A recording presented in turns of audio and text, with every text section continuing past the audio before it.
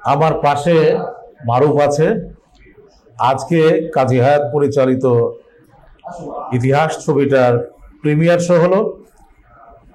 এই ছবিটি আমি দেখলাম, শুধু আমি নই, আমার সাথে অনেকেই দেখেছেন। এই ছবিতে আমি অভিনয় করেছি, সাথে সাথে ছবির কিছু কাজ দেখেছিলাম।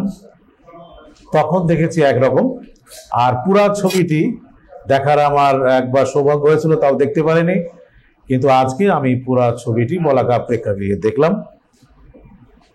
সত্যি কথা বলতে কি, এই ছবিটা সময়ের ছবি, দেশের ছবি, দেশের বর্তমান পরিস্থিতির প্রতিচ্ছবি।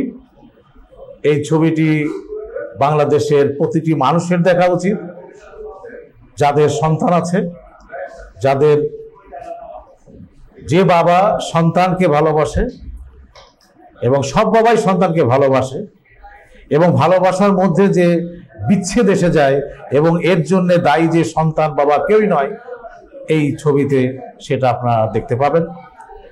এবং এই ছবিতে সবথেকে বিশেষ একটা দিক হচ্ছে, এই ছবির পরিচালক কাজী হায়াত তার ছেলেকে এই ছবিতে নায়ক চরিত্রে নিয়েছেন। আমার পাশে মারুফ আছে, সে অত্যন্ত সুন্দর এবং সাবলীল অভিনয় করেছে, যা একটি ছেলে প্রথম ছবিতে অভিনয় করার এতটা সাহস হয় না।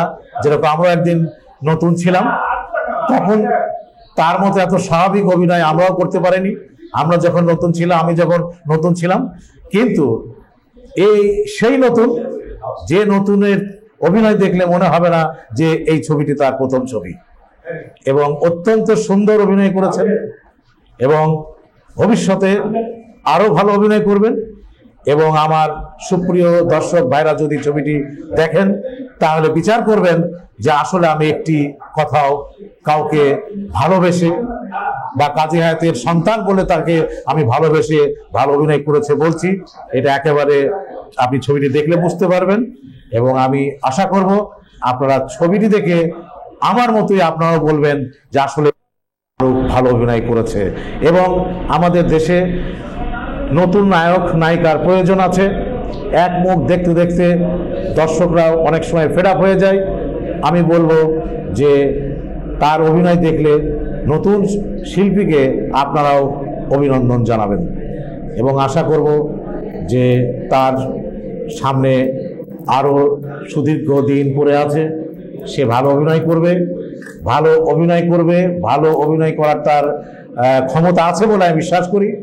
এবং তার সেই আমি আঁচও পেয়েছি, এবং আমি তাকে দোয়া করি যাতে সে ভালো অভিনেতা হতে পারে। কাজী হায়াত যেরকম একজন ভালো পরিচালক, ভালো আবেগী মানুষ, একজন ভালো সৃষ্টিশীল পরিচালক, যে তার সন্তান তার মুখ রাখতে পেরেছে, এটা আমি আশা করব। সবাইকে ধন্যবাদ। আসসালামু আলাইকুম।